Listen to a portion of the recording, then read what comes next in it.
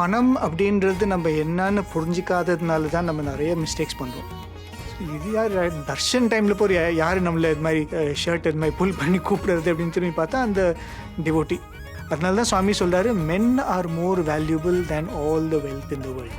நம்ம சேவ் பண்ணி நம்மளோட நெக்ஸ்ட் ஜென்ரேஷன் கொடுக்குற மாதிரி எந்த கல்ச்சர்லேயும் இருக்கான்னு தெரியல. 7 ஜென்மத்துக்கு நான் சேர்த்து வச்சுருக்கேன் அப்படின்னு ரொம்ப பெருமையாக சொல்லுறது.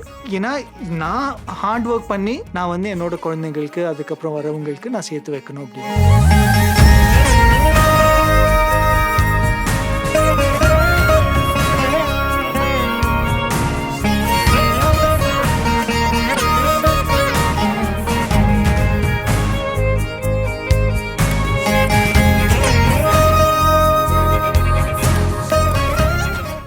ஓம் ஸ்ரீ சாய்ராம். பகவானோட பொற்பாத கமலங்களுக்கு என்னோட அந்த கோட்டி நமஸ்காரங்கள். நான் சுவாமி கிட்ட பிரார்த்தனை பண்ணிக்கிறேன். சுவாமி நம்ம எல்லாருக்கும் அந்த புரிதலை கொடுக்கணும்.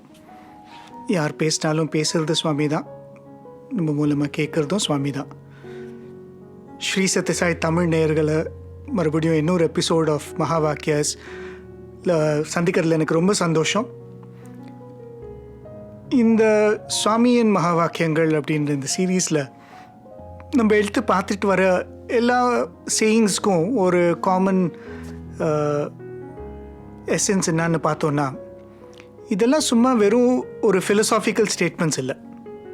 இந்த எல்லா ஸ்டேட்மெண்ட்ஸுமே நம்ம வந்து வாழ்க்கையில் ப்ராக்டிக்கலாக யூஸ் பண்ணலாம் இல்லையா. நம்ம வெறும் இது ஸ்பிரிச்சுவாலிட்டியை அண்டர்ஸ்டாண்ட் பண்ணுறதுக்காக மட்டும் யூஸ் பண்ணுற ஸ்டேட்மெண்ட்ஸ் இல்லாமல், இதெல்லாம் நம்ம வந்து இன்றைக்கு யூஸ் பண்ணுற மாதிரி நம்ம வந்து ஒரு ஸ்பிரிச்சுவல் லைஃப்பை லீட் பண்ணணும் அப்படின்னு நினைக்கிறோம்.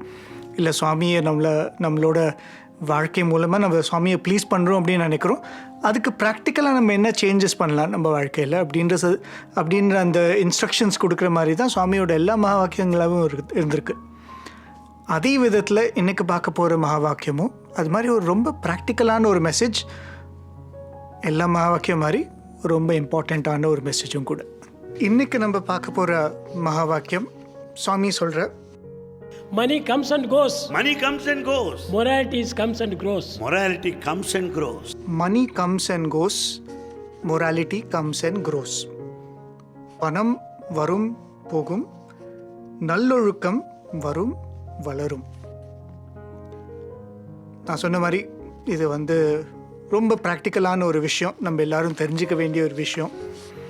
இதில் பார்த்தோன்னா ஒரு 3-4 முக்கியமான விஷயம் இருக்குது. அதை பற்றி பேசிட்டோன்னா இந்த மகா வாக்கியத்தை பற்றி நம்ம கொஞ்சம் புரிஞ்சுக்கலாம்.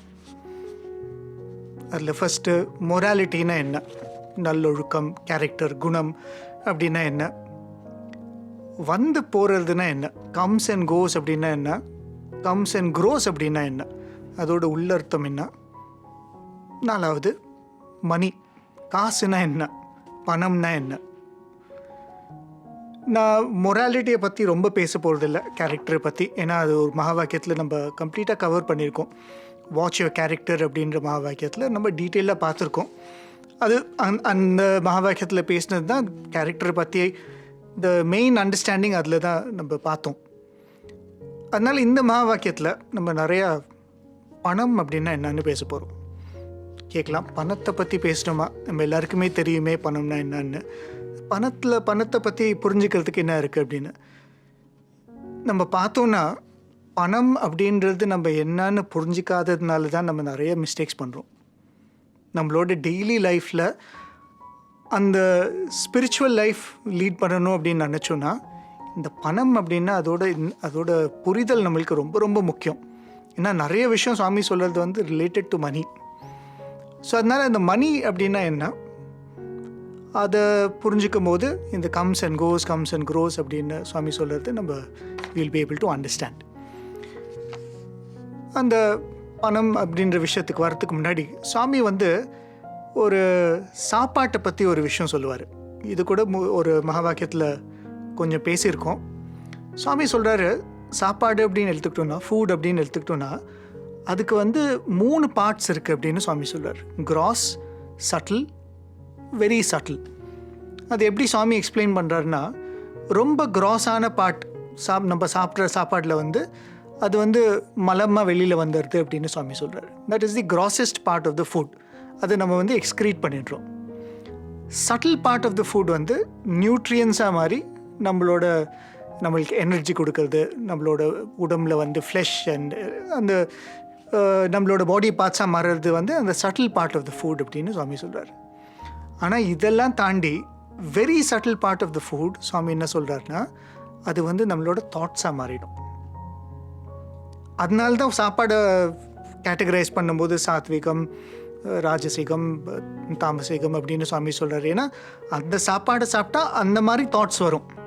ஸோ அந்த very subtle aspect of food எடுத்தோன்னா தட் பிகம்ஸ் அவர் தாட்ஸ் அப்படின்னு சுவாமி சொல்கிறாரு. இதை வந்து நம்ம பார்த்துருக்கோம், பாத்திர சுத்தி, பதார்த்த சுத்தி, அதை பற்றி பேசினபோது ஆஹாரா விஹாரா அப்படின்னு அந்த மகா வாக்கியம், ஆல்வேஸ் பி கேர்ஃபுல் அப்படின்ற மகா வாக்கியத்தில் நம்ம பேசினோம். அதனால் ஃபுட்டை பற்றி நம்ம பேசியிருக்கோம். நான் எதுக்காக இந்த விஷயத்தை இங்கே சொல்கிறேன்னா, நம்ம பணம் அப்படின்னு சொல்கிறோம் இல்லையா, அந்த பணத்துக்கு கூட இது மாதிரி ரெண்டு விதமான மெட்டீரியல் இருக்குது அப்படின்னு சொல்லலாம், கிராஸ் அண்ட் சட்டில்.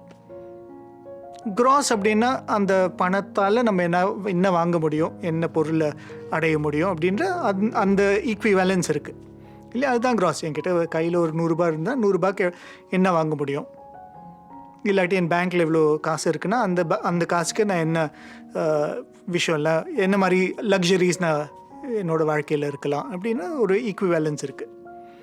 ஆனால் அது இல்லாமல் இந்த காசுக்கு கூட ஒரு குணம் இருக்குது, அது ரொம்ப முக்கியம்.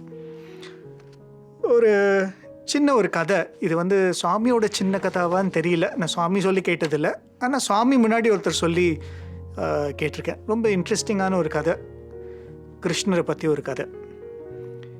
கிருஷ்ணனும் அர்ஜுனனும் நடந்து போயிட்டுருக்காங்களாம். அவங்க வந்து நம்மளுக்கு தெரியும் இல்லையா, 2 ஃப்ரெண்ட்ஸ் மாதிரி நிறைய டைம் ஒன்றா ஸ்பெண்ட் பண்ணுவாங்க.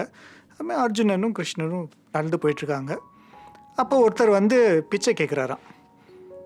அர்ஜுனனை பார்த்து எனக்கு சாப்பாட்டுக்கு வழி இல்லை, ஏதாவது போடுங்க, தர்மம் பண்ணுங்க அப்படின்னு. ஸோ உடனே அர்ஜுனனுக்கு ரொம்ப பாவமாகப்பட்டு கையில் இருந்த ஒரு காசு மூட்டையை வந்து கொடுக்குறாராம். இல்லை அந்த கோல்டு காயின்ஸ்லாம் மூட்டையை கட்டிட்டு எடுத்துகிட்டு வராங்க இல்லையா, ஒரு பர்ஸ் மாதிரி இருக்கும். ஸோ ஒரு கட்டாக ஒரு எடுத்து கொடுத்தாராம். அவருக்கு ரொம்ப சந்தோஷம், ஒரு ஏழையான ஆள், ரொம்ப சந்தோஷம், தேங்க் பண்ணிவிட்டு அவர் போயிட்டாராம். சரி, நடந்து போயிட்டுருக்கும்போது என்ன ஆகுது, இந்த பிச்சை கேட்டவர் வந்து ரொம்ப சந்தோஷம், இவ்வளோ காசு கிடச்சிருக்கே, நான் வீட்டுக்கு ஏதாவது வாங்கிட்டு போகலாம், பசங்களுக்குலாம் ஏதாவது சாப்பாடு கொடுக்கலாம் அப்படின்னு போகும்போது அங்கே ஒரு திருடன் வந்து இவன் கையிலேருந்து அதை பிடுங்கிட்டு போய்ட்றாராம். ஸோ அவருக்கு ரொம்ப கஷ்டமாயிடுதான், இவ்வளோ சந்தோஷமாக இருந்தேனே, இது மாதிரி இவர் கொடுத்தாரு, ஒரு ராஜா மாதிரி இருந்தார், அவர் கொடுத்தாரு, ஆனால் உடனே போயிடுச்சு அப்படின்னு ரொம்ப வருத்தப்பட்டாராம். ஸோ இன்னொரு இடத்துல அங்கே போய் பிச்சை கேட்டுட்டு இருந்தாராம். ஸோ அப்போ வந்து அர்ஜுனனும் கிருஷ்ணனும் திருப்பி அங்கே வந்தால், இப்போ தானே உனக்கு கொடுத்தேன், அவ்வளோ தங்க காசு கொடுத்தேன், மறுபடியும் பிச்சை எடுக்கிறே அப்படின்னு கேட்டிருக்காரு.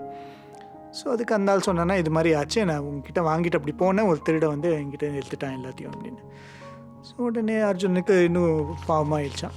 பாரு கிருஷ்ணா, நான் ஹெல்ப் பண்ணேன், இருந்தாலும் இப்படி ஆயிடுச்சு அப்படின்னு சொல்லிட்டு கையில் இருக்க ஒரு வைர மோதிரத்தை வந்து கட்டிட்டு, சரி இதை வச்சுக்கோ நீ அப்படின்னு கொடுக்குறான். அவருக்கு இன்னும் ரொம்ப சந்தோஷமாயிடுச்சான். அதோட இது ஜாஸ்தியாச்சு, சரி நம்மளோட கஷ்டம் எல்லாம் போயிடும் இப்போ அப்படின்னு சொல்லிட்டு ரொம்ப சந்தோஷமாக போகிறாரு. ஸோ வீட்டுக்கு போகிறாரு. இது ரொம்ப விலை உயர்ந்த பொருளாச்சே, பத்திரமா வச்சுக்கணும் அப்படின்னு சொல்லிட்டு வீட்டில் இருக்க ஒரு பானை உள்ளார போய் வைக்கிறாராம். அந்த பானை வந்து டெய்லி யூஸ் பண்ணாத ஒரு பானை.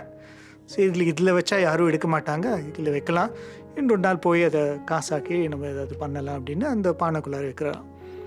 அன்னைக்குன்னு பார்த்து என்ன ஆகுது, அவரோட ஒய்ஃப் வந்து தண்ணி எடுக்கிறதுக்கு குடத்தில் தண்ணி எடுக்கிறதுக்கு ஆற்று பக்கம் போகிறாங்க. அவங்க தூக்கிட்டு வர குடம் உடஞ்சிருதான். ஐயோ இந்த குடம் உடஞ்சிருச்சே, வீட்டில் இன்னொரு குடம் இருக்கே, அது போய் எடுத்துகிட்டு வரலான்னு சொல்லிட்டு எந்த குடத்தில் இவர் போய் அந்த வயிறு மோதிரத்தை பதுக்கி வைக்கிறாரோ அந்த குடத்தை எடுத்துகிட்டு வந்து அவங்க தண்ணி பிடிச்சிட்டு வராங்களாம். வந்தால் இவர் வந்து தேடுறாராம், எங்கே அந்த வயிறு மோதிரம்னு பார்த்தா இப்போ மனைவி சொல்கிறாங்க, இது மாதிரி நான் தண்ணி எடுத்துகிட்டு போனேன். ஸோ உட்காந்து ஒன்று அழுகுறாராம், என்னோட விதி இப்படி இருக்கே, தங்க காசு கொடுத்தாரு அதுவும் போயிடுச்சு, வயிறு மோதிரம் கொடுத்தாங்க அதுவும் போயிடுச்சு அப்படின்னு சொல்லி அழுகுறாராம். ஒய்ஃபும் சேர்ந்து இப்படி ஆயிடுச்சு அப்படின்னு ரொம்ப வருத்தப்படுறாங்களாம். ஸோ 2 நாளைக்கு அப்புறம் என்ன ஆகுது, மறுபடியும் அவர் போய் பிச்சை எடுக்கிறாரா. மறுபடியும் கிருஷ்ணனும் அர்ஜுனனும் அங்கே வராங்களாம். அங்கே வந்தால் பார்க்குறாரா, அர்ஜுனனுக்கு மறுபடியும் ஆச்சரியம். நான் உங்களுக்கு வைர மோதிரம் கொடுத்தேனே, மறுபடியும் வந்து பிச்சை எடுக்கிறீங்களே அப்படின்னு அவர் சொன்னாராம், இது மாதிரி நடந்தது அப்படின்னு. ஸோ அப்போ அர்ஜுனனுக்கு ஒன்றும் புரியல. கிருஷ்ணா, நான் ஹெல்ப் பண்ணணும்னு நினைக்கிறேன், இருந்தாலும் ஹெல்ப் பண்ண முடியல, அவருக்கு ஹெல்ப் பண்ணாலும் அவருக்கு சேர மாட்டேன்றது அப்படின்னு கிருஷ்ணர்கிட்ட அர்ஜுனன் சொல்கிறான். ஸோ கிருஷ்ணர் சொல்கிறான், சரி நான் கொடுக்குறேன் ஏதாவது அப்படின்னு சொல்லிட்டு சும்மா 2 காசு எடுத்து கொடுக்குறாராம்.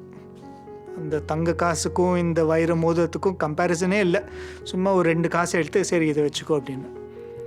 அந்த ஆளுக்கு எது கடிச்சாலும் பரவாயில்ல, இப்போ மறுபடியும் பிச்சை தானே எடுக்கிறோம்னு சொல்லிட்டு அந்த காசை வாங்கிட்டு அவர் போகிறாராம். அவர் போயிட்டுருக்கும் போது நினைக்கிறாராம், இந்த காசு வச்சு நான் என்ன பண்ணுறது, ஒரு வேலைக்கு சாப்பாடுக்கு வேணால் வாங்கலாம் அப்படின்னு சொல்லி யோசிச்சுக்கிட்டே போயிட்டுருக்காராம். அங்கே பார்த்தா ஒருத்தர் வந்து உட்காந்து மீன் பிடிச்சிட்ருக்காராம். ஸோ மீன் பிடிச்சிட்ருக்கும் போது அந்த பாத்திரத்தில் ஒரு மீன் வந்து துள்ளிகிட்ருக்கு.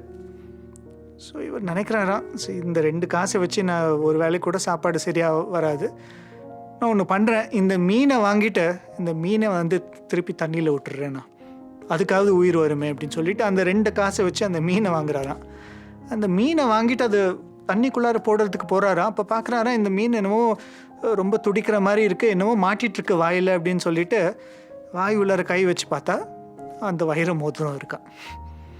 ஸோ அந்த வைர மோதிரத்தில் எடுத்து ரொம்ப சந்தோஷமாக, ஐயோ இதுதானே கொடுத்தாரு அவர் அப்படின்னு சொல்லிட்டு ரொம்ப சந்தோஷமாக, எனக்கு கிடச்சிருச்சு அப்படின்னு குதிக்க ஆரம்பிக்கிறாராம். குதிக்கும் போது அந்த திருடையும் வந்து அவர்கிட்டேருந்து அந்த கோல்டு காயினை திருடிட்டு போகிறாரோ, அவன் வந்து அங்கே பக்கத்தில் வந்து புதைச்சி வைக்கிறதுக்கு ஒரு ட்ரீ பக்கத்தில் போகிறாராம். ஸோ இந்த ஆள் வந்து கடிச்சிருச்சுன்னு கத்தும்போது, ஓ என்னதான் அவன் தெரிஞ்சுக்கிட்டானோ அப்படின்னு நினச்சிக்கிட்டு அவர் திருப்பி வந்து கத்தி கூட்டத்தெல்லாம் கூப்பிடாதீங்க, என்னை மாட்டி விட்றாதீங்க, இந்த காசை நீங்களே வச்சுக்கோங்க, நான் உங்ககிட்ட எதுவும் எடுக்கலை அப்படின்னு சொல்லிட்டு போய்ட்றாங்க. ஒரு 2 நிமிஷத்தில் பார்க்குறாரா, அந்த கோல்டு காயினும் திருப்பி வந்துடுச்சு, அந்த வைர மோதிரமும் திருப்பி வந்துடுச்சு. ரொம்ப சந்தோஷத்தில் தேடி போகிறாராம். இந்த கிருஷ்ணர்கிட்ட போய் சொல்லணும் இது மாதிரி நடந்திருக்கு அப்படின்னு. மறுபடியும் அர்ஜுனன் கிருஷ்ணர்கிட்ட போய் இந்த மாதிரி நடந்தது, நீங்கள் கொடுத்ததில் எனக்கு திருப்பி வந்துடுது அப்படின்னு. ஸோ அப்போ வந்து அர்ஜுனனுக்கு ஒரே ஆச்சரியமாக, நான் இவ்வளோ பண்ணேன், எதுவுமே அவருக்கு போய் சேரல, நீ 2 காசு கொடுத்தா எப்படி அது நல்லது அப்படின்னு. இந்த கதையில் வந்து 2 முக்கியமான லேர்னிங்ஸ் இருக்குது. ஒன்று என்னென்னா, கிருஷ்ணர் சொல்கிறாரா, நீ என்ன கொடுத்தாலும் இது எனக்கு யூஸ்ஃபுல்லாக இருக்கும், இதை வச்சு நான் இதை வாங்கலாம், அது வாங்கலாம், என்னோடய குழந்தைங்களுக்கு இது வாங்கி கொடுக்கலாம் அப்படின்னு நினைக்கிறான். ஆனால் அந்த 2 காசை நான் கொடுத்தம்போது அவனை பற்றி நினைக்காம மற்றவங்க யாருக்காவது ஏதாவது பண்ணலாம் அப்படின்னு அந்த தாட் வந்ததுனால அவனுக்கு நல்லது நடந்தது அப்படின்னு அவர் கிருஷ்ணர் சொல்கிறார். இன்னொரு விஷயம் என்னென்னா, அவர் கொடுக்கறது வேணால் 2 காசாக இருக்கலாம், ஆனால் யார்கிட்டேருந்து அந்த காசு வருதோ, எந்த மாதிரி ஒரு நோக்கத்தோடு அந்த காசு நம்மக்கிட்ட கொடுக்குறாங்களோ, இது எல்லாமே அந்த காசோட நான் சொன்ன மாதிரி அந்த சட்டில் ஆஸ்பெக்டாக ஆகுது. எப்படி அந்த சாப்பாட்டில் ஒரு subtle aspect, very subtle aspect இருக்குது அப்படின்னு சுவாமி சொல்கிறாரோ, அதே மாதிரி காசில் கூட ஒரு சட்டில் ஆஸ்பெக்ட் இருக்குது. இது வந்து ஒரு துவாபர யுகத்துலேருந்து ஒரு ஸ்டோரி, நம்ம சுவாமியை சுற்றி நடந்த ஒரு ஸ்டோரி ஒன்று சொல்லணும். இது வந்து எங்களோட லெக்சரர் ஒருத்தர் அவர் சொன்ன ஸ்டோரி. அந்த காலத்தில் சுவாமி வந்து தர்ஷன் போகும்போது அவர் பின்னாடி ஸ்டூடெண்ட்டோ இல்லை வயசானவங்க யாரோ 2 பேர் இருப்பாங்க இல்லையா, சுவாமி கிட்டேருந்து லெட்டர்லாம் கலெக்ட் பண்ணுறதுக்கு, இல்லாட்டி சுவாமி திடீர்னு ஹேண்ட் கர்ச்சீஃப் கேட்டார்னா கொடுக்கறதுக்காக 2 பேர் இருப்பாங்க பின்னாடி. அது மாதிரி சுவாமி பின்னாடி இந்த லெக்சரர் போயிட்டுருக்காரு. சுவாமி மற்ற எல்லாருக்கிட்டையும் லெட்டர்லாம் வாங்கிட்டு இருக்கும்போது ஒருத்தர் வந்து ஒரு என்வெலப் கொடுக்குறாரு சுவாமிக்கிட்ட. சுவாமி வாங்கிட்டு அந்த பேக்கில் போடுறாரு. ஸோ சுவாமி முன்னாடி போயாச்சு, இந்த லெக்சரர் பின்னாடி போயிட்டுருக்காரு. யார் அந்த டிவோட்டி அந்த என்வெலப்பை கொடுத்தாரோ அவர் வந்து இவரை கூப்பிட்றாராம். ஸோ இது யார், தர்ஷன் டைமில் போகிற யார் நம்மளை இது மாதிரி ஷர்ட் இது மாதிரி புல் பண்ணி கூப்பிடுறது அப்படின்னு திரும்பி பார்த்தா அந்த டிவோட்டி வந்து ரொம்ப சாஃப்டாக அவர்கிட்ட சொன்னாரா, அந்த என்வெலப்பை கொஞ்சம் ஜாக்கிரதையாக வச்சுக்கோங்க, அதில் வந்து இத்தனை லட்சத்துக்கான ஒரு செக் இருக்குது அப்படின்னு சொல்கிறார். செக் எழுதி அதில் போட்டிருக்கேன், மற்ற லெட்டரோட போயிட போது கொஞ்சம் ஜாக்கிரதையாக வச்சுக்கோங்க அப்படின்னு. அவ்வளோ சாஃப்டாக சொன்னாரா, சுவாமி காதில் கூட விழுந்திருக்காது. ஆனால் இவர் சொன்னோன்னே சுவாமி டேர்ன் பண்ணிவிட்டு அந்த பேக் உள்ளாருன்னு அந்த கவர் எடுத்து அந்த டிவோட்டி கிட்ட திருப்பி கொடுத்துட்டார். ஸோ அந்த டிவோட்டிக்கு மூஞ்சவே சரியில்லையா, இது மாதிரி சுவாமி திருப்பி கொடுத்துட்டாரு அப்படின்னு. பெரிய அமௌண்ட் அவர் சொன்னது, இவ்வளோ லட்சத்துக்கான செக்கு அப்படின்றாரு. ஆனால் சுவாமி பொருட்படுத்தாமல் அதை எடுத்து திருப்பி கொடுத்துட்றாரு. கொஞ்சம் போனதுக்கப்புறம் இன்னொரு டிவோட்டி அவர் வந்து ஒரு சின்ன என்வலப் ஒன்று கொடுக்குறாராம். அதை சுவாமி எடுத்துக்கிட்டு திருப்பி இந்த டிவோட்டி கிட்ட கொடுத்துட்டு சொன்னாராம், இந்த என்வலப்பை பத்திரமா வச்சுக்கோ, இது ரொம்ப முக்கியமான என்வலப், இது பத்திரமா வச்சுக்கோ.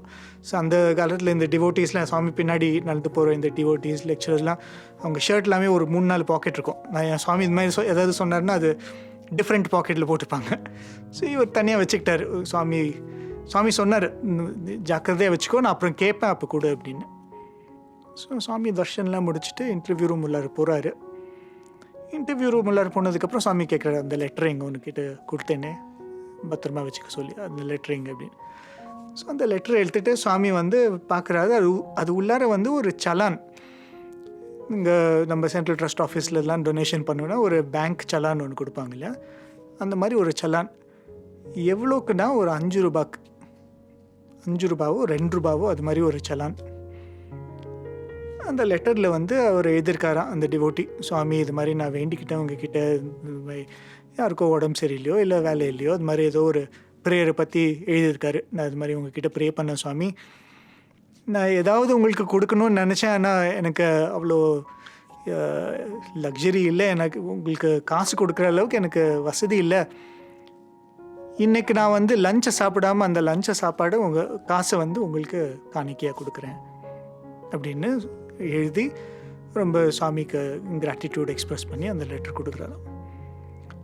ஸோ அந்த லெட்டர் படிச்சுட்டு சுவாமி அந்த சலனை காமிச்சிட்டு அந்த லெக்சரர்கிட்ட சொன்னாராம், இந்த 5 ரூபா எனக்கு அவர் சொன்னார் இல்லையா, அந்த இத்தனை லட்சத்துக்கு நான் செக் எழுதியிருக்கேன் அப்படின்னு, அதோட எனக்கு இது வேல்யூபிள் அப்படின்னு சுவாமி சொன்னார். சொல்லிவிட்டு சுவாமி சொன்னாராம், அதுக்கு ஒரு பேக் ஸ்டோரி இருக்குது. நான் சொன்னேன் இல்லையா இவர் லெக்சரர் அப்படின்னு, அவர் ஸ்டாஃப் ரூமில் இருக்கும் போது சில டீச்சர்ஸ் பேசிகிட்டு இருந்ததை கேட்டிருக்காரு. இதே லெக்சரர் போஸ்ட்டு வேறு காலேஜில் இருந்தால் நம்மளுக்கு நிறையா காசு கிடைக்குமே, இல்லை சுவாமி நிறையா கொடுக்க மாட்டேன்றாரு, அது மாதிரி ஒரு பேச்சுவாக்கில் அவர் கேட்டிருக்காரு. ஸோ சுவாமி இதை சொல்லிவிட்டு,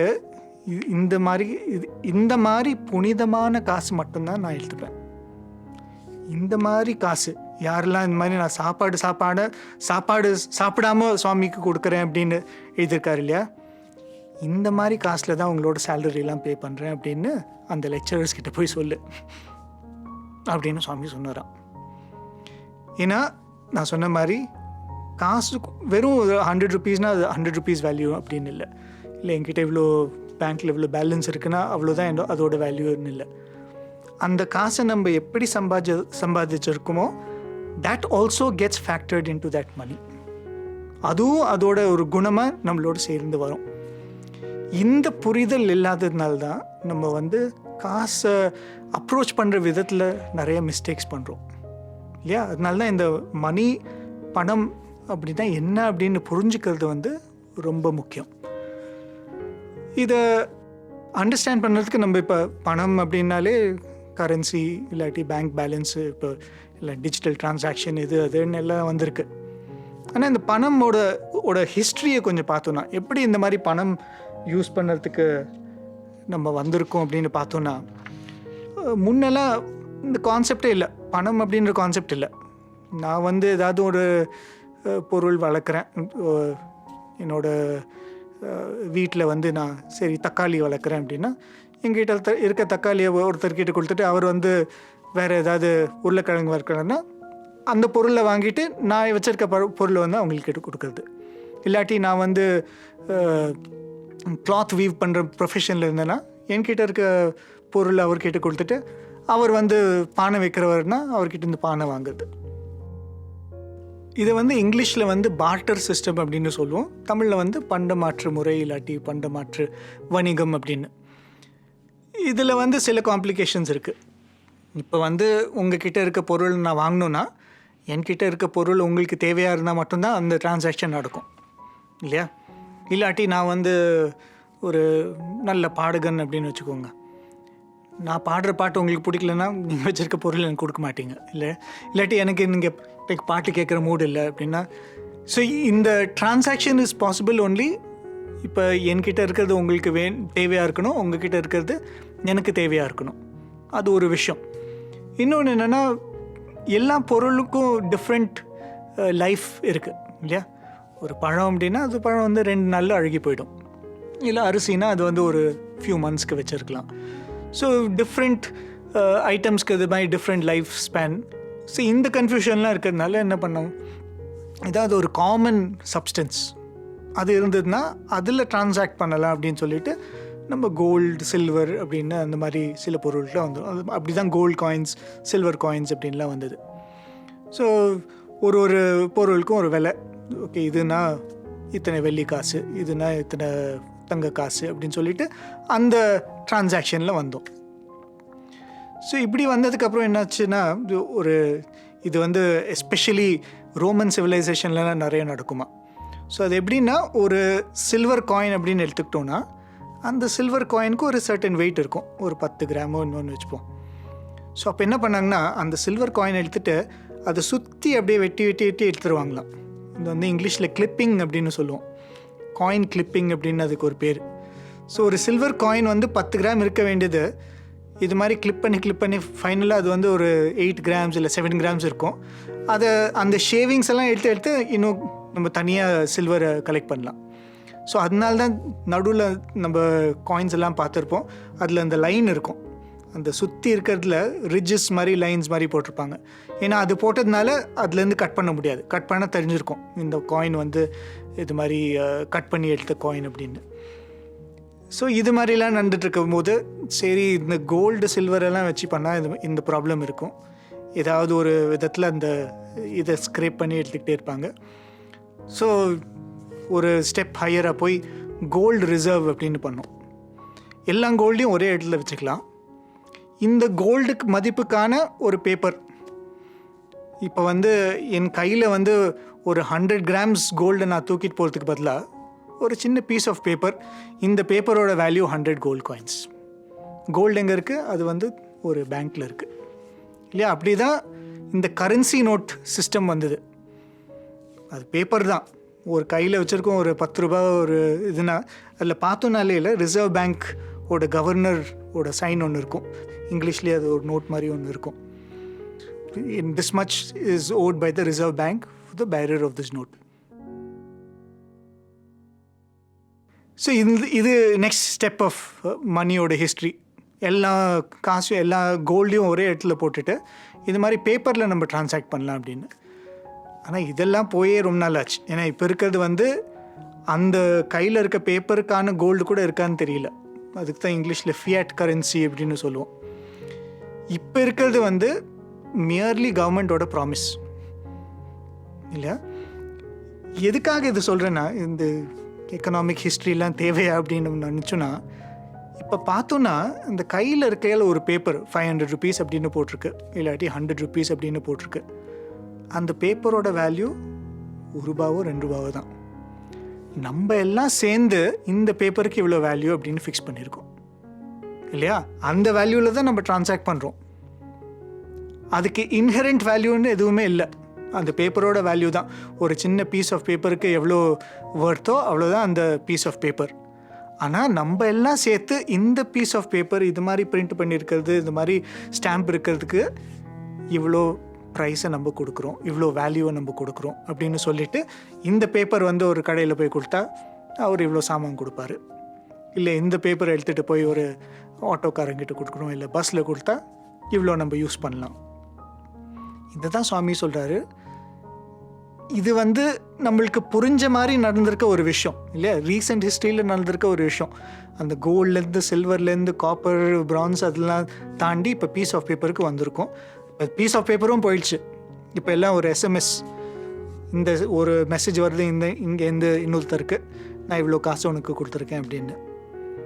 இப்போ நம்ம வந்து அந்த மெசேஜுக்கு நம்ம வேல்யூ கொடுக்குறோம் இல்லையா? ஸோ இதுலேருந்து நம்மளுக்கு என்ன அண்டர்ஸ்டாண்டிங் வருதுன்னா, இந்த மணி அப்படின்றதுக்கு வேல்யூ கொடுக்கறது நீங்களும் நானும் தான் இல்லையா? அதனால தான் சுவாமி சொல்கிறாரு, இங்கே வேல்யூபிளாக இருக்க எல்லா விஷயத்துக்கும் யார் வேல்யூ கொடுக்குறா? மனுஷங்க தான் வேல்யூ கொடுக்குறாங்க இல்லையா? அதனால தான் சுவாமி சொல்கிறாரு, மென் R more valuable than all the wealth in the world. இந்த புரிதல் நம்ம எப்போவுமே மறந்துடுறோம். நம்ம வந்து காசை பார்க்குறோம், இல்லை கோல்டை பார்க்குறோம், இல்லை டைமண்டை பார்க்குறோம். இதுக்கெல்லாம் இம்பார்ட்டன்ஸ் கொடுக்கறது நம்ம தான் இல்லையா? அது வந்து ஒரு கல் மாதிரி தான், வைரம் அப்படின்னு சொல்கிறோம், அது கல் தான். மற்ற கல் மாதிரி இதுவும் ஒரு கல். அதுக்கு ஒரு சர்டன் ப்ராப்பர்ட்டிஸ் இருக்குது. மேபி அதோடு இது கொஞ்சம் நல்லா இருக்குது பார்க்கறதுக்கு. ஆனால் கடைசியில் அதுவும் கல் தான். நம்ம தான் சேர்ந்து இந்த கல்லுக்கு இவ்வளோ வேல்யூ அப்படின்னு போட்டிருக்கோம். ஸோ சுவாமி என்ன சொல்கிறாரு, நம்ம தான் இதுக்கு வேல்யூ கொடுக்குறோம் அப்படின்னா நம்ம அதோட வேல்யூபிள் இல்லையா? Shouldn't we live our life in such a way that we should live up to our values? இல்லையா? அதுதான் ரொம்ப முக்கியமான இது. நம்ம மறந்துடுறோம். இந்த ஹிஸ்ட்ரி ஆஃப் மணியை சொன்னதுக்கான ரீசன் இதுதான். நம்ம மணி, பணம், காசு, செல்வம், இது எல்லாத்துக்கும் நம்ம தான் வேல்யூ கொடுக்குறோம். அந்த ஒரு முக்கியமான விஷயத்தை நம்ம எப்போவுமே மனசில் வச்சுக்கணும். இன்னொரு விஷயம், இந்த மணியை பற்றி பேசும்போது, காசை பற்றி பேசும்போது என்ன மனசில் வச்சுக்கணுன்னா, நான் சொன்ன மாதிரி இப்போ எனக்கு ஒரு டேலண்ட் இருக்குது, இல்லை எனக்கு ஒரு ஸ்கில் இருக்குது, எனக்கு கையில் வந்து ஒரு வேலை இருக்குது அப்படின்னா, இந்த வேலையை நான் என்ன பண்ணுறேன், இப்போ வந்து சொன்ன மாதிரி ஒரு சிங்கர்னு வச்சுக்கோங்க, நான் ஒரு பாடகன் அப்படின்னா, என்னோட டேலண்ட்டை நான் வந்து அந்த காசாக மாற்றி நான் வச்சுக்கிறேன் இல்லையா? இல்லாட்டி நான் வந்து ஒரு பஸ் ஓட்டுறவேன் அப்படின்னா, நான் மாதம் பூரா நான் பண்ணுற அந்த என்னோட வேலையை நான் காசாக மாற்றி என்கிட்ட வச்சுக்கிறேன். ஏன்னா எனக்கு இன்றைக்கி தேவையில்லாமல் இருக்கலாம், நாளைக்கு தேவையில்லாமல் இருக்கலாம். ஆனால் ஒரு 2 மாதத்துக்கு அப்புறம் எனக்கு இந்த காசு தேவைன்னா, நான் அன்னைக்கு பண்ண வேலையோட வர்த்தை இன்றைக்கி நான் ஸ்பெண்ட் பண்ணலாம் இல்லையா? இந்த மணி அப்படின்னு சொல்கிறோம், இந்த டிரான்சாக்டபிலிட்டி, அந்த பார்ட்டர் சிஸ்டம்லேருந்து இந்த கரன்சி சிஸ்டமுக்கு வந்திருக்கோம் அப்படின்னா, வாட் இஸ் ஆக்சுவலி ஹேப்பனிங் அப்படின்னு பார்த்தோன்னா, நான் பண்ணுற கர்மா, நான் பண்ணுற வேலை, என்னோட எனர்ஜி, என்னோட எஃபர்ட், என்னோட டைம், அதை நான் இந்த காசாக மாற்றி வச்சுக்கிறேன். ஸோ என் கையில் இருக்க காசு என்ன அப்படின்னு பார்த்தோன்னா, it is nothing but a transactable form of my karma. நான் பண்ணுற கர்மாவை இன்னொருத்தருக்கு கொடுத்து எனக்கு வேண்டிய ஒரு பொருளை வாங்கிறதுக்கான அந்த கன்வீனியன்ஸு கொடுக்கறதுக்கு தான் அந்த காசு. ஸோ அதனால தான் நம்ம பணம் அப்படின்னா, அந்த பணம் எப்போவுமே நம்மளோட கர்மாவோட ரெப்ரசன்டேஷனாக இருக்கணும். அது அந்த ரெப்ரசன்டேஷனாக இல்லைன்னா, இந்த காசை நம்ம மட்டும் யூஸ் பண்ணுறதில்ல, ரொம்ப முக்கியமாக இந்த காசை தான் நம்ம சேர்த்து வச்சு நம்மளோட குழந்தைங்களுக்கு கொடுக்குறோம் இல்லையா? எந்த கல்ச்சர்லேயும் நம்ம சேவ் பண்ணி நம்மளோட நெக்ஸ்ட் ஜென்ரேஷன் கொடுக்குற மாதிரி எந்த கல்ச்சர்லேயும் இருக்கான்னு தெரியல. நம்ம இந்தியன் கல்ச்சரில் தான் இது ரொம்ப ஜாஸ்தி இல்லையா? 7 ஜென்மத்துக்கு நான் சேர்த்து வச்சுருக்கேன் அப்படின்னு ரொம்ப பெருமையாக சொல்லுறது. ஏன்னா நான் ஹார்ட் ஒர்க் பண்ணி நான் வந்து என்னோடய குழந்தைங்களுக்கு, அதுக்கப்புறம் வரவங்களுக்கு நான் சேர்த்து வைக்கணும் அப்படின்னு. ஸோ அப்படி இருக்கும்போது நான் சொன்ன மாதிரி இந்த காசு அப்படின்னு எடுத்தோன்னா, அதோட ஃபேஸ் வேல்யூ ஒன்று இருக்குது. 100 ரூபீஸ்னால் 100 ரூபீஸ்க்கான பொருள். ஆனால் அதோட அந்த சட்டில் வேல்யூ அப்படின்னு இன்னொன்று இருக்கு இல்லையா? இப்போ வந்து என்னோட வீட்டில் யாருக்காவது சாப்பாடு போடுறேன், என்னோடய குழந்தைக்கு சாப்பாடு போடுறேன் அப்படின்னா, தட்டு நிறையா சாப்பாடு போடணுன்றதுக்காக தட்டில் என்ன வேணாலும் போடுவேண்ணா? எது சாப்பிடக்கூடியதோ அது மட்டும் தானே போடுவேண்ணா? எது அந்த ஹெல்த்துக்கு நல்லதோ அது மட்டும் தான் அந்த தட்டில் இருக்கணும். இல்லை தட்டு ஃபுல்லாக இருக்கணும் அப்படின்றதுக்காக ஒரு கார்னரில் சாப்பிட்ற பொருளை போட்டு மற்றதெல்லாம் வச்சு அந்த தட்டை ஃபில் பண்ணுவோமா? இல்லையே. நம்ம வந்து என்னோட நெக்ஸ்ட் ஜென்ரேஷனுக்கு சேவ் பண்ணணும் அப்படின்ற அந்த நினைப்பில் நம்ம கலெக்ட் பண்ணுற அந்த காசு நம்மளோட கர்மாவோட ரெப்ரசன்டேஷனாக இருக்கா இல்லையா? அந்த கேள்வி ரொம்ப முக்கியம் இல்லையா? நான் வந்து அந்த குட் கர்மா பண்ணி அதை கன்வெர்ட் பண்ணி அந்த பணமாக மாற்றாமல், மற்றவங்க யாரையாவது சீட் பண்ணி, இல்லை சரியான விதத்தில் அந்த காசை சம்பாதிக்காமல் அதை கலெக்ட் பண்ணி என்னோட நெக்ஸ்ட் ஜென்ரேஷனுக்கு கொடுத்தேன்னா, that is equivalent to giving them poison இல்லையா? ஏன்னா இது கூட கெட்ஸ் கேரிட் அவே.